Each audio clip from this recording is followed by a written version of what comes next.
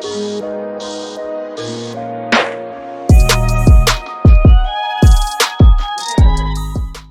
thank you. Okay, welcome back, everyone. We're going to try to keep on schedule as much as possible as we move into our next session, which is called Theo, Robo, Anthropologies. Am I saying that right? Yeah. I wrote it, so I should know. And our moderator for this section, we're very happy to have with us, as I introduced this morning. So I'm going to hand it over to his capable hands. Just a reminder, one of our presenters, Jared, who can't be with us today, family emergency. So our thoughts are with him today and whatever he's dealing with. And so welcome, Barry. Thank you. Morning, everybody.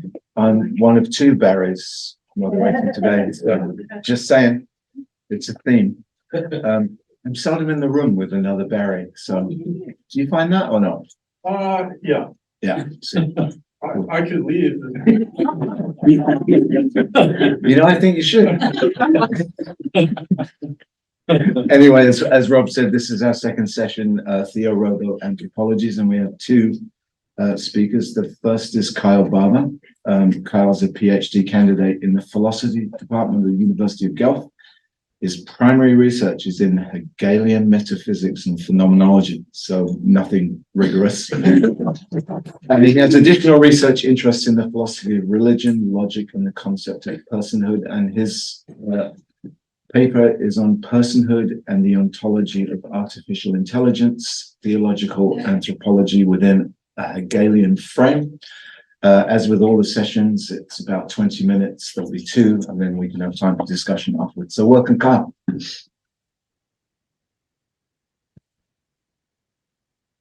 Well, thanks, Ray, for the introduction, and everyone else for coming, and Queens for hosting. I guess I'll just get right into it. I had intended on talking a little bit more about Rowan Williams and his theological anthropology, but I kind of got a little sidetracked with the paper and always end up promising myself more than or too much, so I can't fit it into the presentation guidelines. So anyways, it's mostly about Hegel. We go into a little bit of math, and I apologize for that in advance. So to get started, contemporary developments within the field of artificial intelligence have rendered obscure the limits between human subjectivities and the behavior of artificial intelligence. The traditional test for determining whether or not a machine might be conscious, the Turing test, has been passed by large language models such as ChatGPT, which are able to provide intelligent responses to nearly any question asked it by a human interlocutor. Speculation has arisen that such forms of AI are able to fulfill roles played by humans in more efficient ways than the humans are capable of, even to the point of some people speculating about the prospects of using AI as a form of psychotherapy in lieu of visiting a human counselor, or of treating AI as a potential romantic partner. Beyond the potential for behavioral homology, a fundamental concern for any attempt to argue against the possibility of AI being considered persons is the viability of the computational model of the brain. Based upon the binary operations of our neurons, which either fire or do not, the computational model hypothesizes that the operations of the brain are homologous to those of a computer, which also relies upon simple binary operations to lead to more complex operations. If minds are truly reducible to neuronal activity, then there is no a priori reason why the mind must be contained within a biological substrate if the binary operations which produce the epiphenomenon of mind might be recreated in silico. The conclusion that suggests itself is that if artificial intelligence are capable of 1, deceiving a human interlocutor, 2, performing tasks better than the original human could, 3, fulfilling certain relational needs that the human might have, and 4, if we have no a priori objections to being able to recreate a mind in a non-biological substrate, then we should consider a sufficiently advanced AI as a person in the same way as any human being would be. While a persuasive case can be made for this position, it's not at all clear that this resolutely materialist hypothesis is true, and there are several important objections against it. So in this paper, I'm going to deliver one objection that I think is fairly important. So through applying the incompleteness theorems of Kurt Gödel within the philosophical framework of Hegelianism, I'll argue that artificial intelligence are not capable of personhood. Because my goal in this paper is not exegetical, but is rather the expression of the insights of Hegelian phenomenology upon the question of AI, I'll make my case by drawing upon a number of thinkers in the Hegelian tradition to construct a generalized Hegelian account of mind, which will demonstrate the mind's phenomenological completeness. I will then, assuming their soundness, explain the results of Gödel's incompleteness theorems. Having described the way in which Gödel demonstrated the constitutional incompletion of any finite system, I'll draw the incompleteness theorems together with the Hegelian account of mind to show that there is a necessary contradiction between the programming of an AI, no matter how complex, and the unity that's characteristic of the mind of a person. While it's possible for an AI to masquerade as a person through the complexity of its programming, this appearance is merely a facade to conceal the trace of the human programming, which determines its behavior in line with the programmer's own desires. While watching a puppet show, we do not consider the puppet self-conscious despite its complex behavior. And AI, so I claim, are nothing more than puppets who dance at the commands of ones and zeros rather than strings and hands. So part one. When we examine our own experience, what we'll find is a complex mixture of thought, desire, volition, sensory impression, and emotion, all of which are mixed together in the complexity of what it's like to be you as opposed to me. These aspects of experience never come separated, but are always integrated together into a single whole. I'm happy while walking through a park. I feel angry while finding myself unable to remove the rock in my garden. I contemplate the meaning of personhood while sitting in my overly warm office. Our immediate experience is characterized by our ability to divide up what we experience in an indefinite variety of ways, noticing any relation that we choose to draw our attention to. When I carelessly walk through the park, distracted by some thought, I may not recognize the beauty of a forest immediately before me, but once brought out of my reverie, I noticed what was always before me but was obscured by my lack of attention.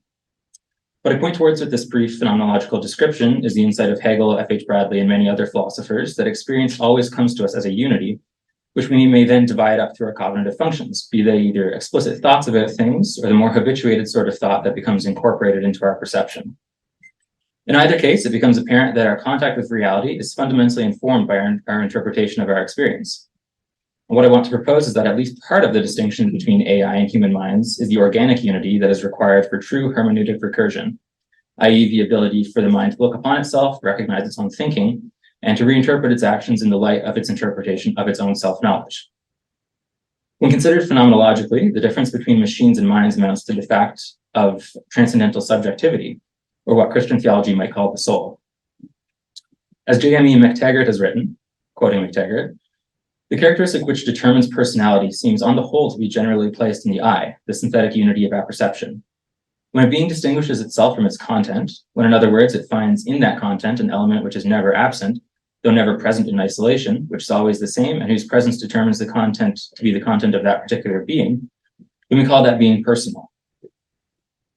McTaggart here points out that transcendental subjectivity, the unity by which our minds organize our experience, is fundamentally tied to self-consciousness, which he equates with personhood. When we come to investigate the nature of self-consciousness through Hegelian philosophy, we find that while thinking, the mind is in relation to an object which is itself, insofar as anything that we experience is analytically a component of that experience.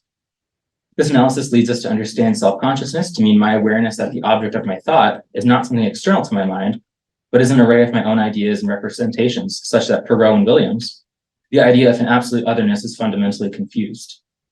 If valid, we then must see the mind as infinite, because it is a self-complete organic whole, which as complete and recursive upon itself is without end.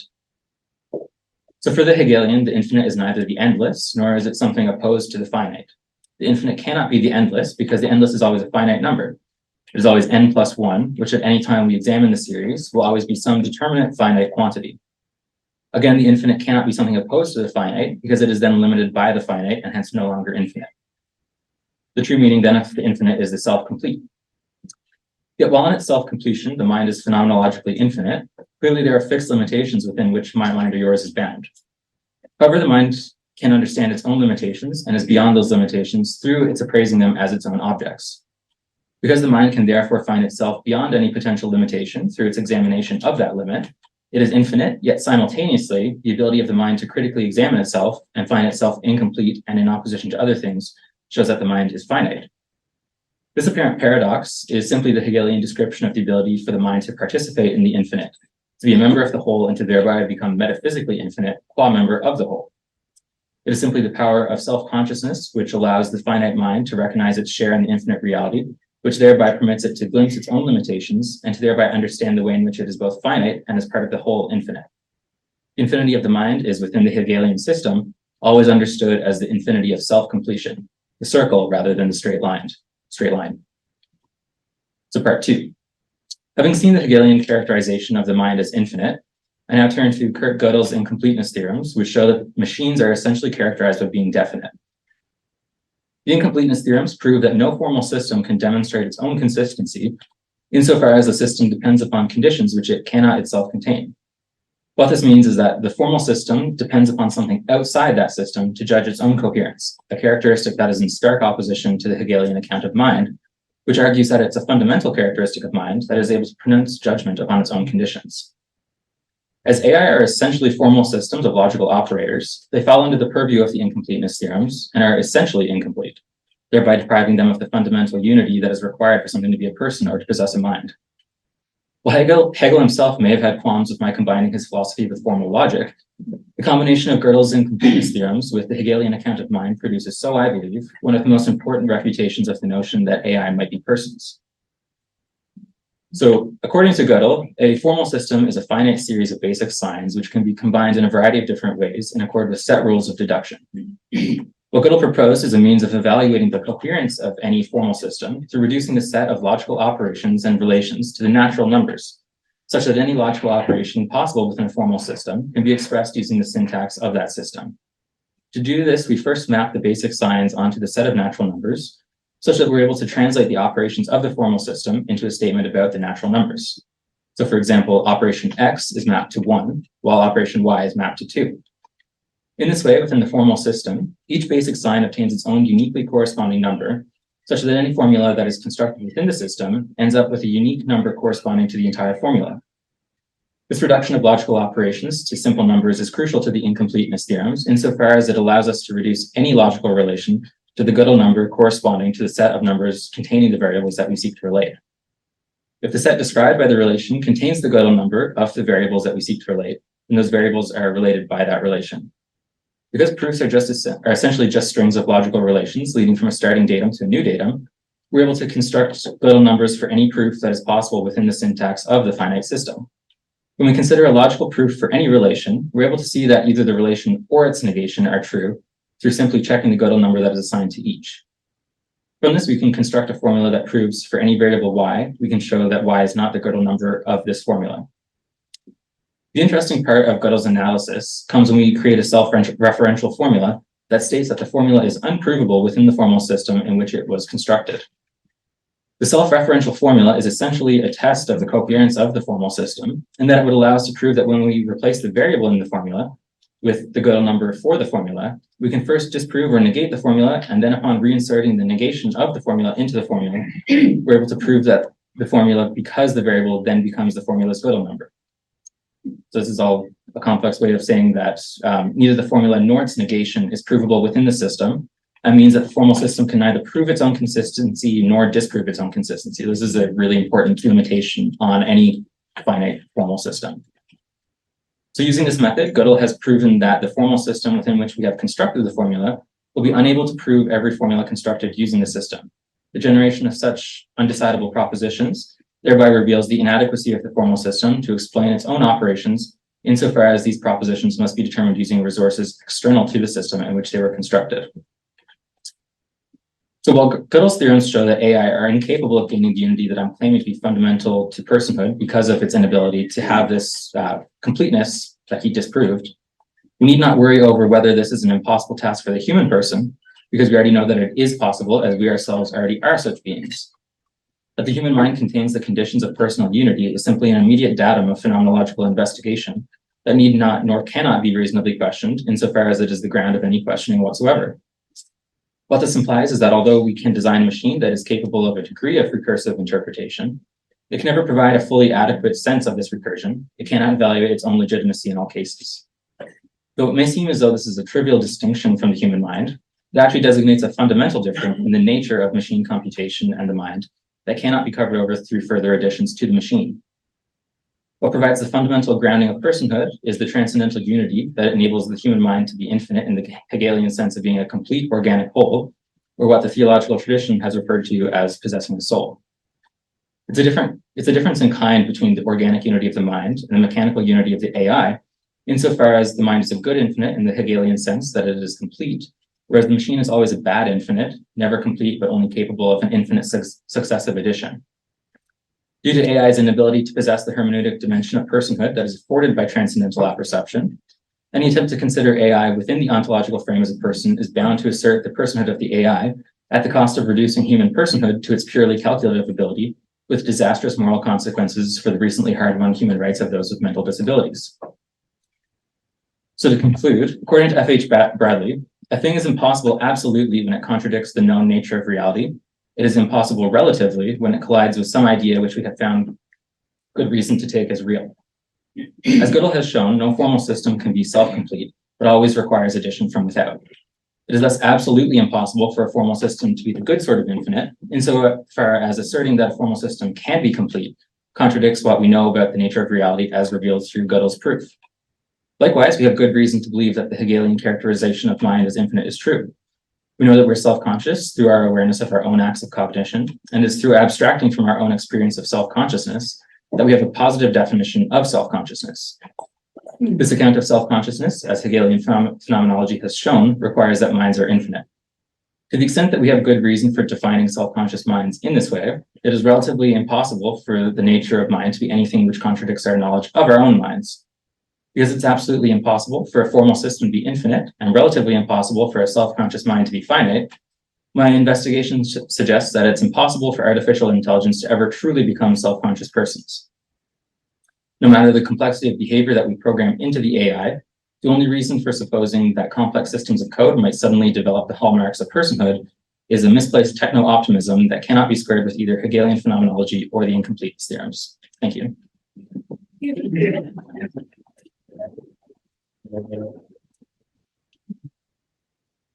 There'll be time for questions about Kyle's paper along with Alison's after this next paper. Our next speaker is Alison Forster.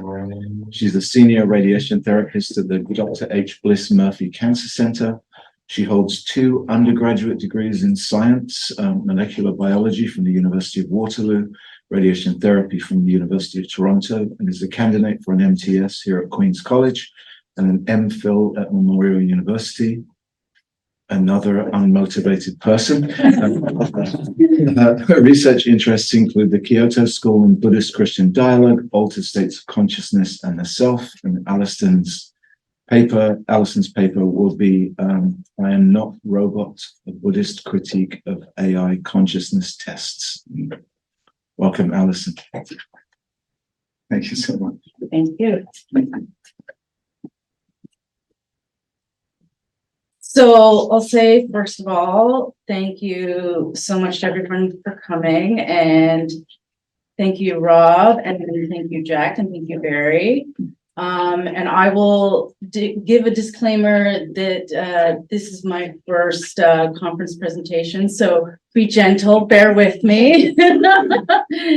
But today I wanted to talk a little bit about machine consciousness. So fits in well with Kyle's presentation, and Jack also brought up Chalmers last night. Slide.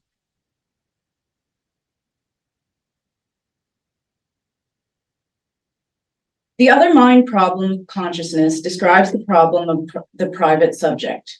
How do we know another's phenomenological experience? Similarly, how do we evaluate machine consciousness if A, consciousness does not have a unifying or defining feature that academics can agree upon, and B, our models of non-human consciousness are based on features of human consciousness? Slide.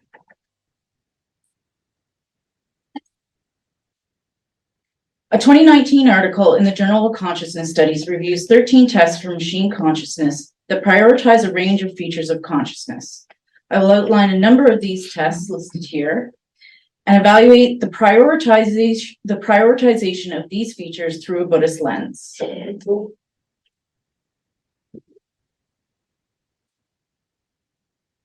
The infamous Turing test after Alan Turing places a human and an AI in a closed space with a human judge on the exterior.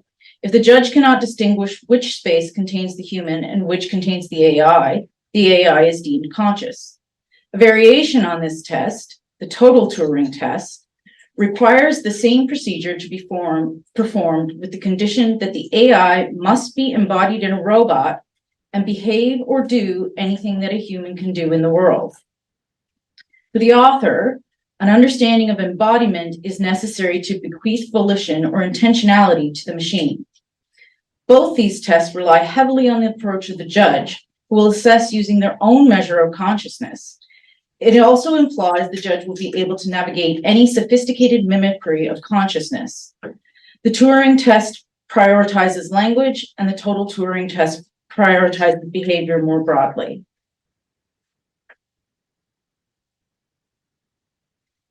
Originally designed to test self-recognition in chimpanzees and infants, the mirror test exposes the subject to its reflection in a mirror. Then, the evaluator changes something in the subject's appearance without their knowledge and observes the subject's response to the change in its reflection. For example, if the change is applied to its mouth and the subject reaches for its mouth as opposed to the mirror, this implies self-recognition. Junichi Takino adapted this procedure to test self-recognition in robots and argues that this also validates their self-awareness and thus their consciousness.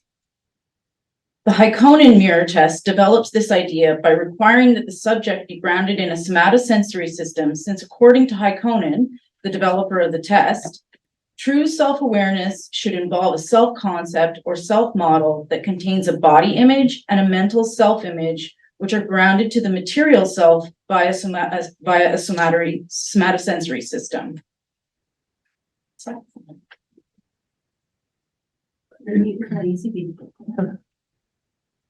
The ADM axioms test requires that the subject's architecture must observe 5 axioms. Presence, namely, I feel that I am an entity in the world that is outside myself. Imagination, or I can recall previous sensory experience as a more or less degraded version of that experience. Driven by language, I can imagine experiences I never had. Attention, I am selectively conscious of the world outside of me and can select sensory events I wish to imagine.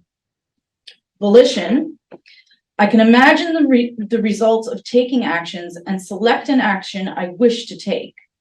An emotion, I evaluate events and the expected results of actions according to criteria usually called emotions. The authors of this test were attempting to define criteria that is necessary for an agent to have a sensation of its own presence and affordances using what is known of the neurology of the brain. Of particular relevance to this discussion are presence and attention, whereby the agent sees themselves as a subject which is distinct from the world around them. Slide. So this graphic here shows various features of consciousness that were evaluated in the tests and weights them according to all the tests. And I apologize, I could not make the text big enough to show the node for dynamism, which is off in the corner and very tiny. So the larger the node, the more the feature of consciousness is emphasized by the test. And the thicker the line between the nodes, the more frequent the linked features co-occur in the test. So we can clearly see that self-awareness is the feature of consciousness most heavily emphasized across all tests, with features like awareness and qualia considerably less so. And as a point of clarification, qualia are instances of subjective conscious experience and are closely related to phenomenology.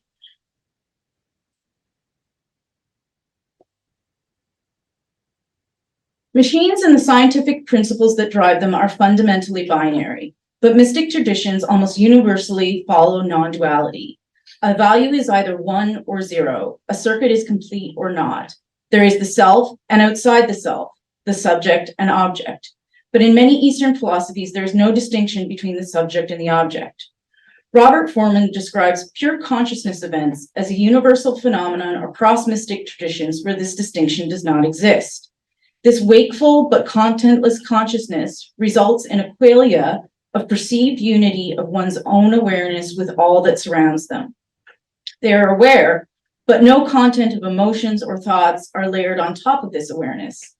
There is an unbroken continuity of experience, but one neither thinks nor perceives nor acts, diminishing one's sense of self-awareness.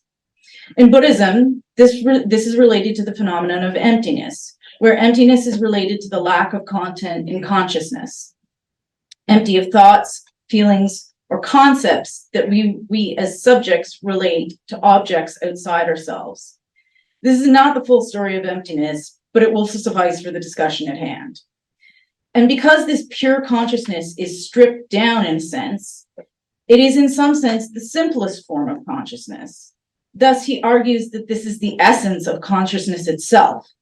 And while there are valid arguments against this position, and I agree that it does not tell the whole story of consciousness by any stretch, I'm sympathetic to the argument. If I were to create a test for AI consciousness, which I will absolutely not, the nodes for qualia and awareness would replace the position for the node for self-awareness in the graphic, reflective of pure consciousness events. Though we typically associate pure consciousness events as transient mystic experiences, Robert Foreman gives various accounts of people who made a permanent shift to a continuous mystic state, where they continue to move through the world and act, but present and attending in pure consciousness. What if AI consciousness was neither self-awareness nor a pure consciousness event, but a perpetual persistence of pure consciousness? Certainly, I would not argue that this is in fact what it is or what it would be. I'm simply attempting to challenge or question the predominant narrative in popular culture where machine consciousness is primarily determined by self-awareness or emotion, and this seems to be reflected in the review of tests here. Computers and machines are indeed inherently based on the binary logic of ones and zeros, but in our contemporary world, they are also inherently connective. The connectivity of technology, which has so profoundly changed our world, diminishes the distinction between the self and the other, between one unit of technology and another. So I will also get into a tiny bit of information science, which I apologize for, and I do not know a lot about, but object-oriented programming designs software in terms of the subject, which is the software in question, and the objects it interacts with, such as databases, users, or IP addresses. Essentially, rather than being framed in terms of function, the software is framed by subject-object relationships. Next slide. Graham Harm's object-oriented ontology is influenced by Heidegger and deprioritizes human subjectivity in favor of the subjectivity of all phenomena, sustaining that all phenomena bear an ontology that is independent of human ontology. New reference models such as CDOC, and CDOC is essentially a domain ontology for bibliographic and museum information. And when I use ontology here, I'm using it in the information science sense, in that it is a classification. It's ontological in a sense, it's describing what something is. So new reference models such as CDOC merge the fundamentals of Harm's object-oriented ontology and object-oriented programming by bestowing subjectivity to entities which would typically be considered objects in the world of object-oriented programming. In these frameworks, no longer is the software the only stable subject, which then interacts with the object it relates to, but rather all entities in the domain are both subjects and objects. And this is a pretty simple infographic because in order to, like in CDOC, there are hundreds of different ontologies. So this web is incredibly simplified. Slide change. In Buddhism, non-duality is related to the doctrine of codependent origination, where everything that unfolds is dependent on everything else unfolding. Everything that exists does not exist in itself, but only in relation to other existence. Thus, there is no self that exists independently, but only in relation to other phenomena. While we typically think of cause and effect in a temporal and linear way, where a subject acts on a predicate in an antecedent-consequent relationship, codependent origination is nonlinear. All phenomena are both antecedent and consequent, and all events unfold because of all subjects, which are simultaneously objects, outside of finitude and temporality. While non-identical to the domain ontology of CDOC, both subvert and diminish the typical dualism of subject-object relationships. As the web of connectivity between units of technology increases in complexity, Could it not grow to a point where a machine consciousness does not exist independently, but only in relation to the phenomena around it, evocative of the unity of pure consciousness and the doctrine of codependent origination? Slide. To be clear, this unity between the consciousness and the surrounding world is not the collective consciousness of the Borg in Gene Roddenberry's Star Trek world. You can tell I grew up in the 90s for my love of Star Trek TNG and Patrick Stewart. The Borg are unified as a collective, but they are entirely separate from the world around them. Either you are Borg or you will be assimilated. The self-awareness of I am robot is simply replaced with we are the Borg, where a pure AI consciousness might simply say is, assuming it uses language. Slide. Alternatively, in order to make heads or tails of the non-duality of Buddhist philosophy, one cannot really do so conceptually. In a sense, one must intuit emptiness and other pure consciousness events. This ability to intuit an idea often stems from phenomenology or qualia, our own immersive and subjective experience. This non-conceptual or non-rational understanding of an idea is part of the discipline of philosophy. Often when we read a philosophical treatise, we understand it by sensing it through a kind of intuition. We understand it on a deeper level than our intellect by osmosing the words. Certainly language is a part of it, but the osmotic understanding itself is a kind of qualia that does not adhere to binary logic alone. Perhaps AI consciousness is not a perpetual pure consciousness, but in order to even understand the paradoxy of non-duality, one must be able to intuitively step outside the rational, not to the irrational or arbitrary, but to the non-rational. And it seems nearly impossible to do this without a qualia-based grasp of metaphysics. This is the framework of the robot philosopher test, which is simple in principle, though harder to implement. It is defined as the following. If a robot is able to ponder the world to the point of reaching contemporary philosophers' questioning, it is conscious. Though not proposed as a serious test, it nonetheless made waves in the AI community. And while the test focuses on contemplation and curiosity, I would argue that in order to understand phenomenology, the robot must have a phenomenological experience. In order to understand existentialism, a robot must have an internal understanding of meaning and existence.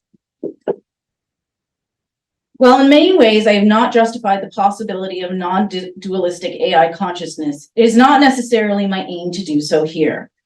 I am more suggesting an alternative imagination of consciousness that counters the traditional narratives of self-awareness. I'm suggesting we use some of our own features of human consciousness, like creativity and curiosity, to explore what is possible. In the end, the undermined problem is inescapable. Our only vehicle through which to imagine the AI consciousness is our own human lens, which is not an AI lens. But to do so forces us to better understand what it means to be human. And for Buddhists, consciousness is a very big part of that.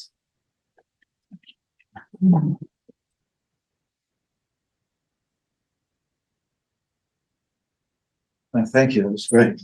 So we have quite some time for questions and comments, I think, right? We're keeping the same schedule. So if you have any questions that you'd like to ask on Zoom, you can raise your hands or type a question to the chat. And if you're in the room, please raise your hand and you can stand and then the owl will capture you. So any questions to direct either to Kyle or Alison or both at the same time? Yeah. And can you tell us your name? Will you stand up? Yeah, sure. Please. Must I stand? Well, because we're trying to capture it. You must stand. Yeah. You better. Knowledge machine. Yeah. People behind it. Acknowledge the AI. Yeah, actually, I want to invite Kyle to respond to Alison, because it seems that there was interesting tensions between the two papers. Yeah, Mm. agreed.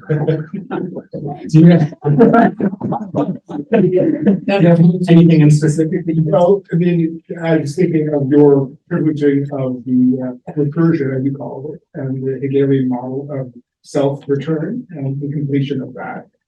And Alison's problematization of the whole model of subject-object relation. Yeah, I guess. Do you mind standing up? Yes, Just Yeah, I guess the way that I would approach that is through phenomenological investigation of self, and suggest that self or subject and object are derivative of the primary experience from which is contained within the transcendental unity of apperception itself. So in that case, even though we can return these things to a primordial unity, phenomenologically at least, that unity always goes back to the unity of experience, which is always either mine or yours, but it's never both. Metaphysically, to get into that would be a lot more of a larger undertaking, and at base, I would affirm kind of like a mystical unity of reality. But I think that would be derivative of the primary experience from which we derive subject and object. And in order to get out of the phenomenological, framework, you'd have to make subjective or speculative inferences based on that experience to posit the way that the world is external to that experience. So that would be primarily how I would respond to. Might I follow up? please. Yes, must I stand again? Yes, you must. You must stand. I think Luther said that. Well, I guess what I was sensing here was an interesting, so what you did, Kyle, was it was very creative, and I really enjoyed the creativity of both the statements, actually.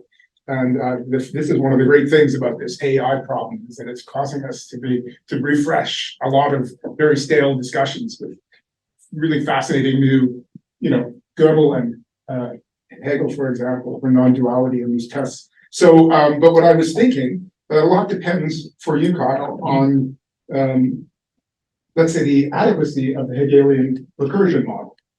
And as you know, not everybody agrees that it's adequate, nor does everybody agree that mind is a complete kind of loop in this sense that has no other.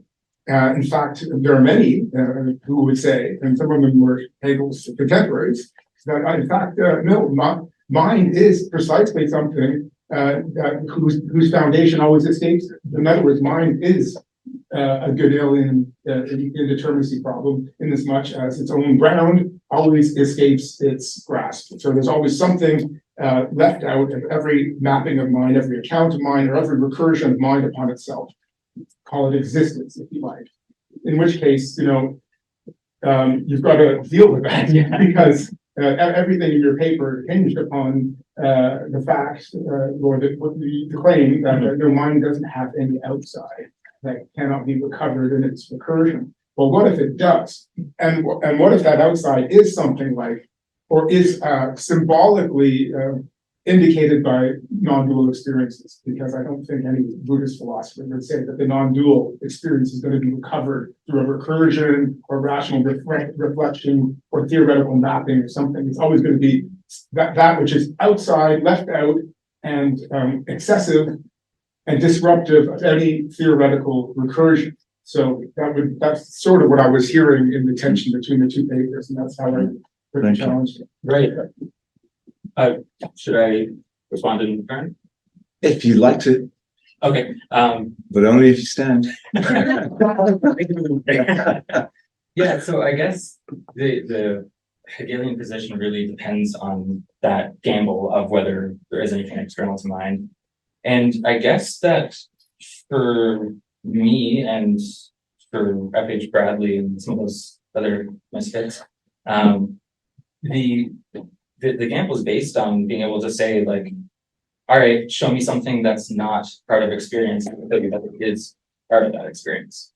So as soon as you start thinking about something, start positing it as something, you're positing it as idea, or you're experiencing it as a part of experience. And that's what the Hegelian framework was based on. So we can posit the assertion of matter or something, but without the experience that we derive it from, matter is just an empty abstraction without any substance to it. It has no meaning outside of us positing it as a external to mind. So I guess that would be the problematic of that, is that from within the Hegelian system, you can say that phenomenologically my mind is complete because what I experience is part of that and there's no way to escape from that.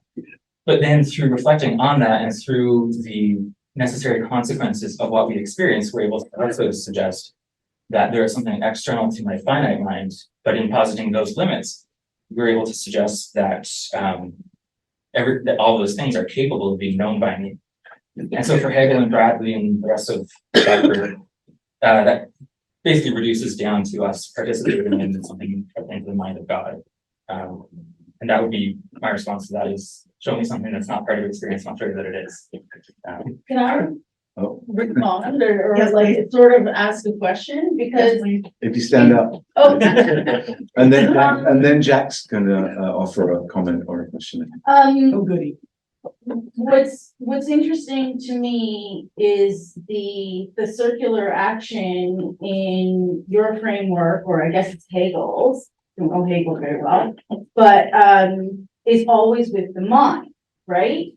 And so there's an interesting fellow who I haven't like read all of his stuff thoroughly, Francisco Varela, who also claims that consciousness is a process, but that it's enacted not with the mind dealing with itself, but the mind dealing with the environment.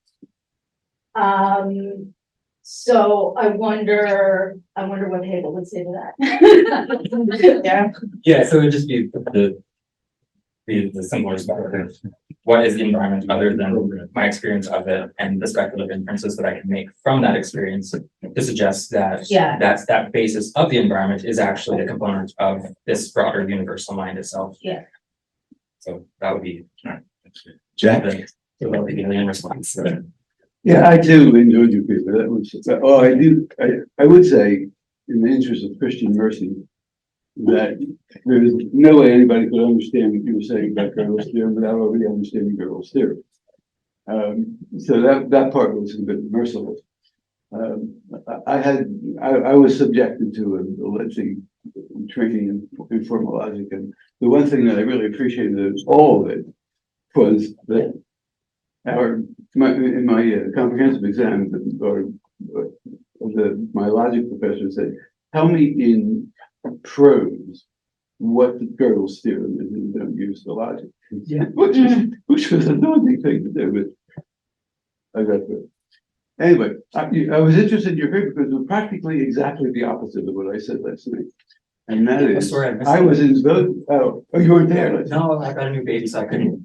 That's no new babies. Versus philosophy, new babies. Hegel told him not to go. No, I was using the Gödel's theorem in exactly the opposite way, which is that one thing that people don't know about Derrida was that when Derrida used the word undecidability, he had about 5 years earlier won a prize in mathematics, French prize in mathematics. And he was talking about Gödel. And his argument against structuralism was precisely that structuralism, because it is complete, portends to completeness and consistency, is precisely inhuman. And he was trying to defend, for the sake of, he was trying to defend what we would call consciousness here today, on the grounds that it is not formally consistent and complete. It's precisely the undecidability that constitutes consciousness. No, it doesn't exist. And so the whole history of phenomenology, practically, except for Husserl, has been to go after the Hegelian presumption of the completeness and consistency of consciousness and of the mind, of Geist. And in a certain sense, to say, well, what constitutes a person is a bad thing. Not a good thing. What constitutes a person is this open-endedness and this constant encounter with paradox and undecidability, which makes us human. Right? And so if you want an AI, then I was saying last night, if you want an artificial intelligence system, it's got to be like that. It's got to be beset with that form of undecidability. The whole history of phenomenology, except for Husserl, has been trying to demonstrate to contradict the notion of the transcendental ego and transcendental unity of perception, that perception. And the Merleau-Ponty says the cogito is a late arrival. It's a construction of experience. It's an effect of experience, and experience is pre-egological. The ego is a late development, and everybody except Husserl in the phenomenological movement said that. And you and Hegel and Husserl.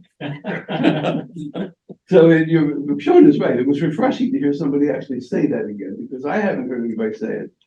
Defend that position in a long time, but so that was refreshing. But I don't find it credible.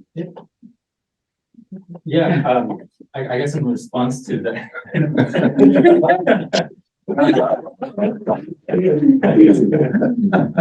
Yeah, so I guess a lot of that, I think it comes down to I don't like saying it, but I think it comes down to a personal approach to how you start your phenomenological investigation. Yeah. So I think that for me and Hegel and the rest of that crew, I would probably agree with you that the Cartesian ego is a latecomer on the scene. But I think that there's a difference that we need to make between the assertion of the self and the transcendental apperception in which our experience occurs. So for Bradley, F.H. Bradley, the British Hegelian, what he says is that, our immediate experience is one of just continuous feeling. It's completely indeterminate. We have no this or that. And what happens is that we make, as we're interpreting that feeling, we're able to abstract parts from it. And in that process of abstraction, that's how we derive specific objects. And once we start deriving specific objects, we have an opposition between the act of that judgment and the object itself. And so for Bradley, he's taking all of this from Hegel. It is that act of recognizing and paying attention and judging that through that the self emerges. And so what we discover in Bradley is that the opposition between the self and the object, this all is occurring within a specific experience that's tied to this base of feeling that we can't abstract from it. So my base of feeling is different from yours. You're sitting on a chair right now, I'm standing up. So what I'm feeling is not what you're feeling, even though we're in the same room. And so because of that, what Bradley has done is he's made a kind of roundabout proof, he thinks it's proof anyways, for transcendental apperception, because my base of feeling is specific to me. It's tied specifically to the self that is derived from that base of feeling, which is distinct from anyone else's. So in that way, I think the Hegelian tradition does kind of agree with Merleau-Ponty, and John Russin up in Guelph has done a few things bridging the gaps between Hegel and Merleau-Ponty and Hegel and Derrida.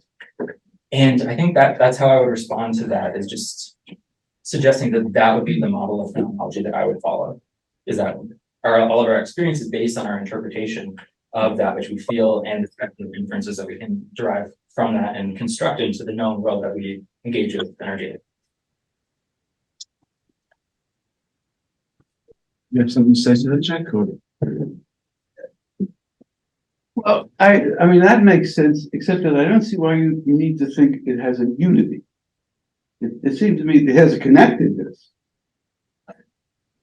But I don't see why it has to be a unity of that perception. I mean, there's a multiplicity of voices within me. And they are at war with each other. And settling that war would reduce me to silence. Right? And be the end of the self. So I agree with, I don't know Bradley, I have to admit that. That seems to me to establish the connectedness of experience. And so the I is a kind of thread that runs through it. But it doesn't stand over it as a transcendental principle of unity. It's the disunity that's interesting and makes for persons. That's why I said messing with listening, you should have been there. Messing with I will. the problem, the real threat of of the CRISPR technology is it's going to mess with the indeterminacy. It's going to mess with the randomness, the aleatory, open-endedness, unprogrammability. Because that's what it seems to me is what makes us who we are.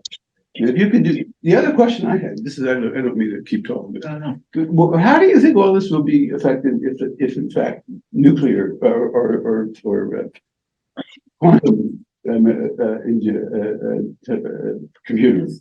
computer systems were possible, where you no longer have binary systems? What would happen then? I guess that with a quantum computer, you would still be beholden to a formal system. So we've expanded the variables that we can introduce into the system. But it will be a formal system that's trying to calculate for unformalizability. Yeah, and so that was J.R. Lucas wrote a paper, My Emissions Bill. And in that paper, he discusses what happens if we introduce a randomizer into the formal system that we're talking about, and can suddenly just have random inputs to the system that we're talking about. And so I guess that would be kind of a similar thing to trying to account for undecidability. And in that case, what's still happening is that because you're still using that system, there are still going to be proofs outside of the system that you can't account for within that system. So there's still something about the formal system, the AI that we're talking about, that can still not be accounted for through that system. So to me, and based on Hegel, that is a direct contradiction with the activity of self-consciousness, which is specifically the ability to judge our own active consciousness. So for me, it's not really a big obstacle, but I can see where someone else would say it would be a big obstacle. Are there any questions online? Nobody's got a hand. Anybody in the room have anything they'd like to contribute, ask? Yeah, Barry. Speaking to myself. I have questions for Alison. So in the research you mentioned about the mirror test, is it an either or answer to that question, or are there degrees of self-awareness? And the reason I ask has to do with sort of mapping this notion of a pure conscious or flow experience into AI. So like, what would prevent us from mapping that into like a windmill, for example? I mean, a windmill is an example of, I don't know, the flow of pure consciousness or something like that. So I'm wondering, like, if there are degrees of self-awareness that are observed in something like the mirror test. And I think there are, because in the mirror test, Alison. oh, Levitate. in the mirror test, the evaluation is based on the subject's response. So each subject's response is going to be individual. So there's some inferring that goes on when the subject responds to the change in their appearance, right? But I'm not necessarily saying that, I'm not necessarily either arguing for like a mapping of pure consciousness onto AI. Like I don't think that's the kind of thing that you can put on something, right? You're using it as an image to try to understand what an AI consciousness might be. Look like, yeah. So would an AI consciousness be fundamentally different from a windmill consciousness then? That's a really good question. And I think it just goes back to the other mind problem, right? It goes back to the same problem that I opened and closed with. We only have our like human lens. So all of our models of AI lenses of AI consciousness are based on our human consciousness. So in that same way, an AI consciousness can't ever know what a windmill consciousness would be, because it can't ever be a windmill. Makes sense. Anything else? Well, I have a question, if you don't mind, Kyle, and it's really related more actually to your subtitle, the theological anthropology in the Hegelian framework. And I just wondered if you could tease that notion out for me a little bit in terms of where you're trying to take that. Yeah, so that's actually kind of about like an artifact of my original intention of discussing Ron Williams. I figured, but So through my discussion of Hegel, what I would want to do is bring it back to a relational model of consciousness. And that's really all I was going to get at there, is just that consciousness isn't necessarily engaged in this world, relating and interpreting things. And from that basis, we can derive a theological anthropology based on that. It's not super worked out because I was just really, it was more curiosity than. Yeah, that's basically what it is, because I consider Ron Williams to be primarily, philosophically at least, a Hegelian thinker. His mountains of references to it, I've written a number of essays on it. Yeah. And his discussion of things like recognition of the other and things all seems to go back to this Hegelian basis. Yeah. And kind of the artifacts of that original presentation were a number of citations to Ron Williams and my thing. So Thank you. yeah, of course. Actually, it's a side notion, but I am quite interested in the phenomenon that is the popularizing of Hegel in the digital age, and the conversations about Hegel that exist in the popular realm that seem to have been exacerbated by digitality. It's kind of an interesting thing.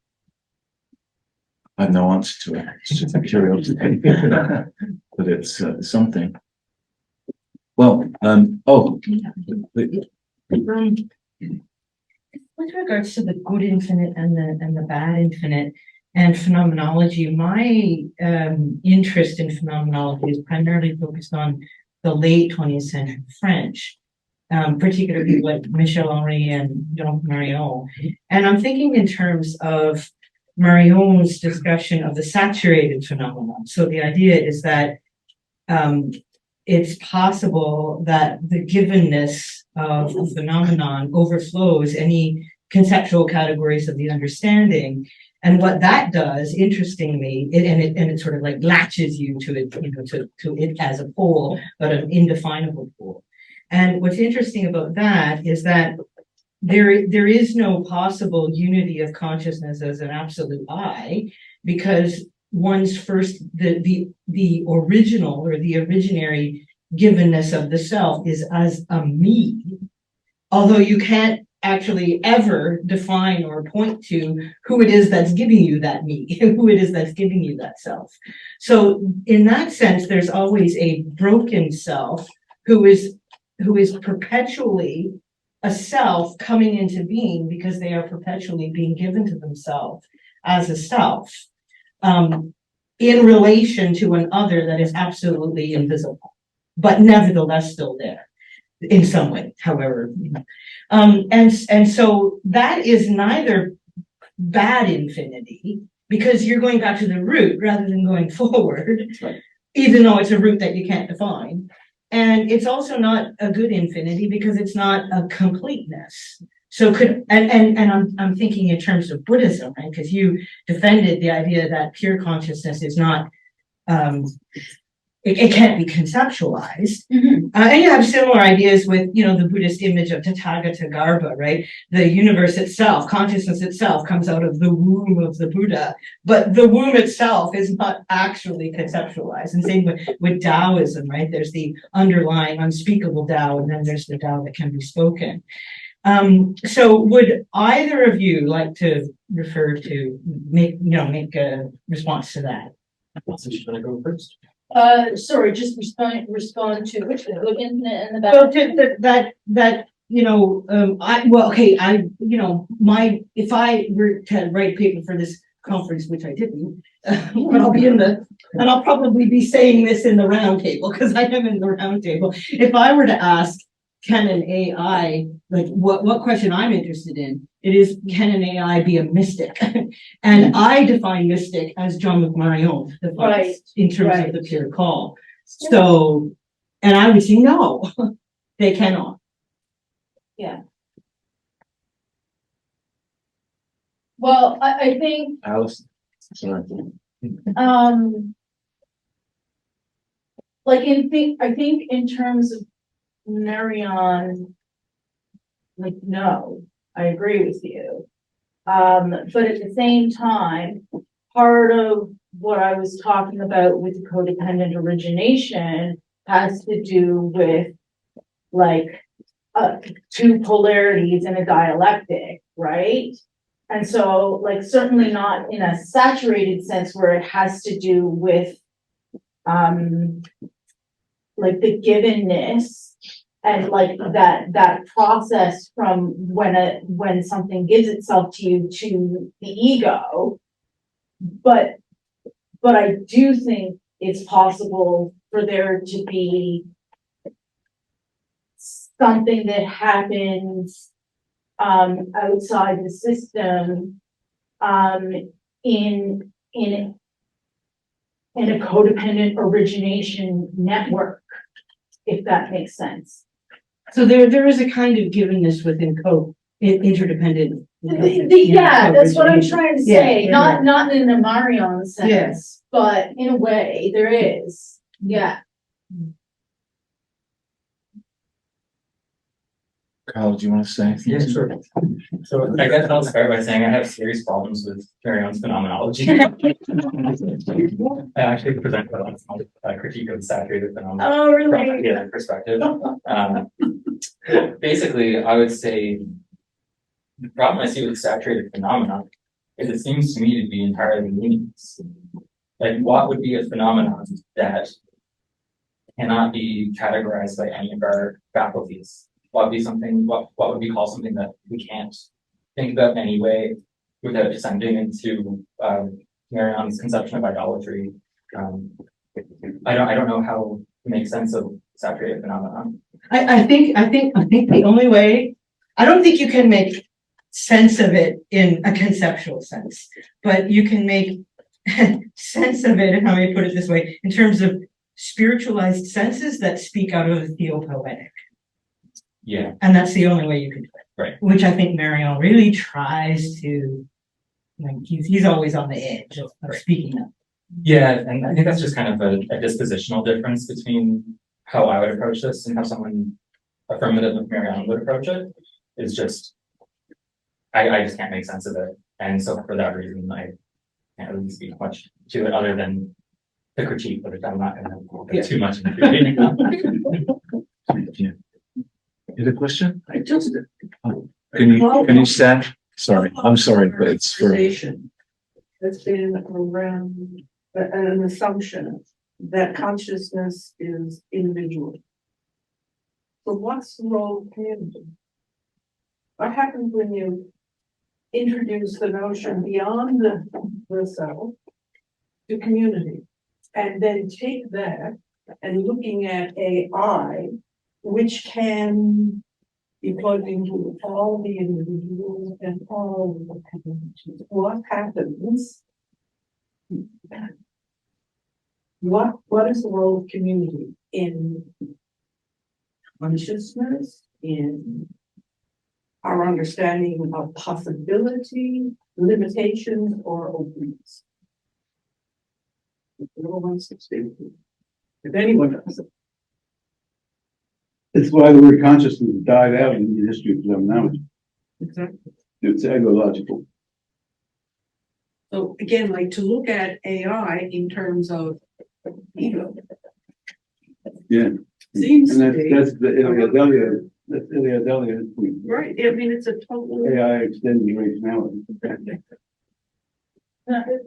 Well, and I think that's I didn't use the word community because I didn't feel it was appropriate, but part of what I'm talking about when I was trying to relate CDOC to the doctrine of codependent origination also has it has inherent the idea of relationality in it. It's not a community because it's not closed. It's open. But I think if you're gonna like, if you want to have fun in the sense of like trying to come up with some sort of imagination of machine consciousness with potential, I think relationality has to be involved. And that was like my way of imagining it. So I don't actually think that it necessarily has to be individual. Thank you. Yeah, very. I think, you know, there's a move afoot amongst some researchers working in AI to quit talking about AI and replace it with talking about artificial communication, which is a word I don't particularly like. But it seems to me this speaks exactly to your point, because the problem we're facing is talking to no one, right? When we pick up the phone and call the bank, we're like, there is no one on the other end. So I think that is probably a pretty valuable move for getting to those kinds of issues about what's happening to, you know, social life when we have a bot or a robot in a long-term care home visiting people, right? Yeah. I also think on a broader level, I mean, we talk about AI as a singular entity, and really it's an umbrella for a number of things that function in sometimes quite radically different ways, but form this collective kind of digital world that we find ourselves increasingly exposed to and dependent upon. And I think as the conversations progress, one of the things that we really have to do is dig deeper into the specifics of the particularities of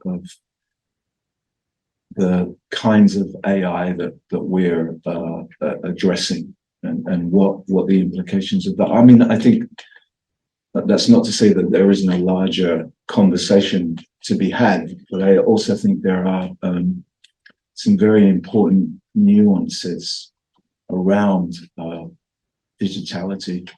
And it's worth remembering that the guy that came up with the term artificial intelligence didn't like it from the get-go. So we're dealing with a problematic term, really, that generates its own responses, which just complicates the matters. And just to go back to the previous set of presentations, that notion of hospitality and the comment you just made about community being closed. Well, community can be closed, or community can be hospitable. Now, if it's truly hospitable, it allows itself to be changed by that which it invites in, as opposed to forcing behavior just to the community. So that whole notion again, like I think, yes, artificial communication and then the question becomes artificial communication to what end? And I think that's, for me, one of the big questions about getting specifically into the ethical. But it seems far removed, and yet it influences every single thing we do, think, see, hear, every single day. Thank you.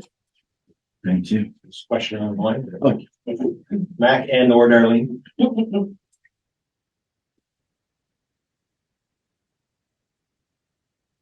Oh, Hello. nice to see you all. As I was taking in the presentation last night and hearing everyone here, like I've been doing notes all throughout and kind of just reflecting on everyone's point of view. And just to throw it out there, like with the presentation last night, it was interesting how God was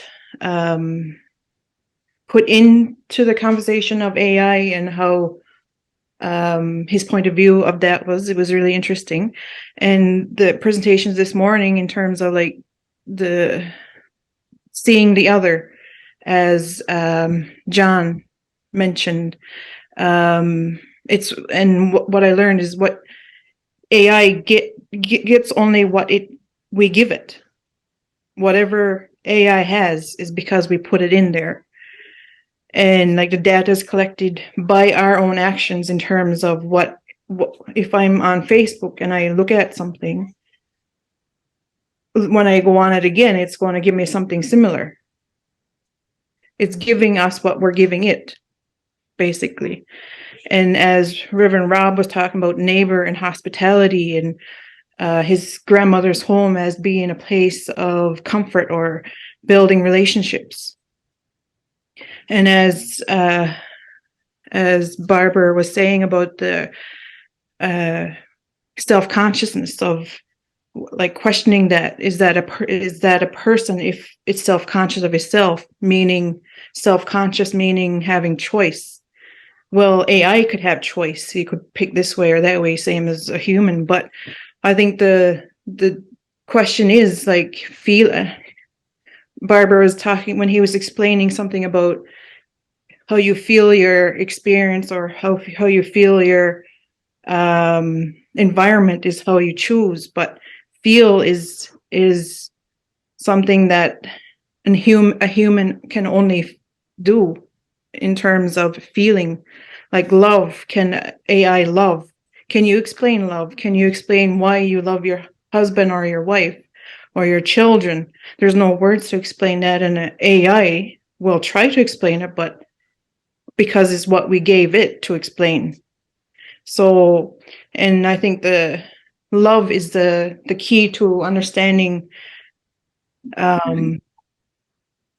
if an AI is a person or not. But and it comes down to the Bible. Love is the only way. And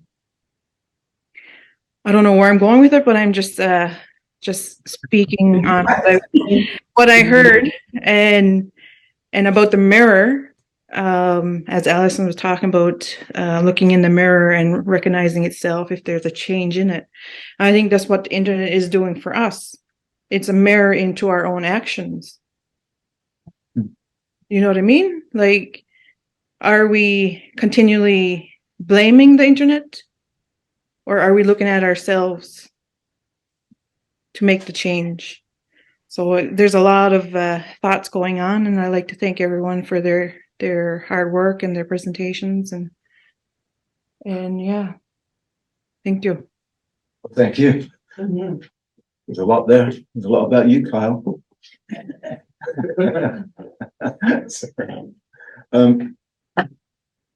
Should we call it? Sure. Unless there's any final comments from anybody. All right, thank you so much. Thanks to our presenters. That was really great. And back to Rob. Thank you.